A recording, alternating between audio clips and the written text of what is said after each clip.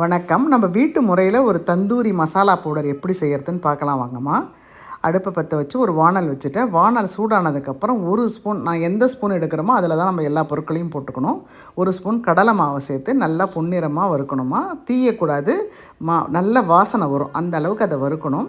கடலை மாவு வறுபட்ட உடனே நம்ம ஒரு 1.5 ஸ்பூன் அளவுக்கு கஸ்தூரி மேத்தி சேர்த்து வறுபடணுமா. ரெண்டும் நல்லா சேர்ந்து ஒரு கமகமன்னு ஒரு வாசனை வரும்.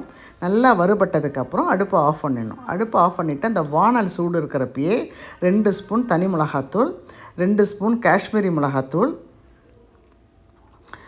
1 ஸ்பூன் தனியாத்தூள், 1 ஸ்பூன் மிளகுத்தூள், 1/2 ஸ்பூன் ஜீரகத்தூள், 1/2 ஸ்பூன் கரம் மசாலா, ஒரு 1/2 ஸ்பூன் அளவுக்கு, சின்ன ஸ்பூன் அளவுக்கு மஞ்சப்பொடி, இதுக்கு தேவையான கொஞ்சம் உப்பு, இதையெல்லாம் போட்டு இந்த வானல் சூடு இருக்கிறப்பயே அதில் நல்லா பிரட்டி கொடுக்கணுமா.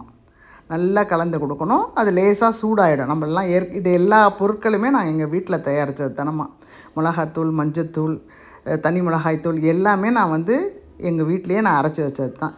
இது ஆறுனதுக்கப்புறம் மிக்ஸி ஜாரில் போட்டு சுத்தமாக நல்லா கலந்து அரைச்சிக்கணுமா.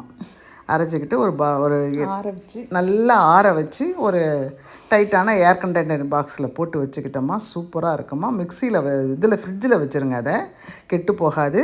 இது வெஜ்ஜு அண்ட் நான்வெஜ் ரெண்டுத்துலேயுமே தந்தூரி மாடலில் எந்த செய்தாலும் அதுக்கு போட்டுக்கலாம். காலிஃப்ளவர், பன்னீர், மஷ்ரூம், அது தந்தூரி மாடலில் எது செய்கிறோமோ அதில் போட்டுக்கலாமா. வெஜ்ஜுக்கும் நான்வெஜ்ஜுன்னா ஃபிஷ்ஷு, சிக்கன், ப்ரான் எல்லாத்துக்குமே போட்டுக்கலாமா. நல்லா இருக்குமா. ட்ரை பண்ணி பாருங்கள்.